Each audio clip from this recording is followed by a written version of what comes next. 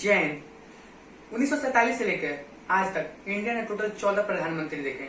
इसमें से पहले थे पंडित जवाहरलाल नेहरू, जो कि लॉन्गेस्ट सर्विंग प्राइम मिनिस्टर भी थे, और 2014 में इलेक्ट हुए नरेंद्र मोदी।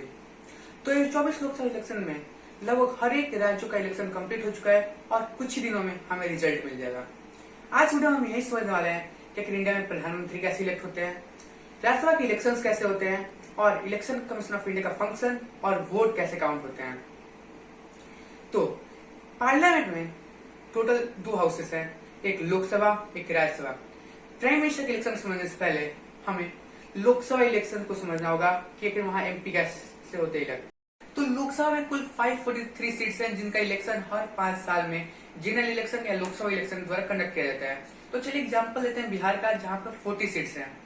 तो बिहार के लोग यहाँ से 40 एमपी डिफरेंट पार्टी या फिर जो निर्दलीय खड़े हैं उन्हें इलेक्ट करके पार्लियामेंट भेजते हैं, और वहां पर जिस पार्टी को मेजोरिटी नंबर यानी 272 सीट्स मिलते हैं, वो अपने तरफ से एक एमपी को प्राइम मिनिस्टर के रूप में प्रेसिडेंट के पास उसका नाम भेजते हैं, और फिर प्रेसिडेंट आगे चलकर उसे प्राइम मिनिस्टर के रूप में अपॉइंट करते हैं। तो आप समझते हैं कि राज्यसभा का इलेक्शन कैसे होता है।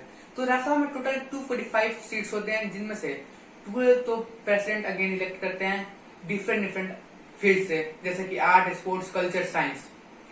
और जो बाकी बचे सीट्स हैं उनका इलेक्शन एमएलए करते हैं, member of legislative assembly.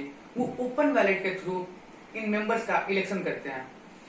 Rajya Sabha के मेंबर का टेन्योर 6 इयर्स होता है, और हर 2 ईयर पर 1/3 मेंबर को रिटायर कर दिया जाता है। जिस भी मेंबर को सबसे ज्यादा फर्स्ट प्रेफरेंस मिलता है, उस कैंडिडेट को ही आगे चल के एमपी अपॉइंट किया जाता है राज्यसभा में। तो अब बात करते हैं इलेक्शन कमीशन ऑफ इंडिया की। तो इलेक्शन कमीशन ऑफ इंडिया को स्टैब्लिश किया था 1950 में, और इसकी सारे पावर्स को लिखा गया है आर्टिकल 324 में। और जो पहले इलेक्शन कमिश्नर थे वो थे सुकुमार सेन। पहले election commission of India single member body थी, यानी सिर्फ एक ही इलेक्शन कमिश्नर होता था। लेकिन 1980 में इसे मल्टी मेंबर्स बोर्ड बना दिया गया, और करंटली इसमें 3 मेंबर्स हैं। इंडिया में जितने भी इलेक्शन होते हैं वो इलेक्शन कमीशन ऑफ इंडिया ही कराता है।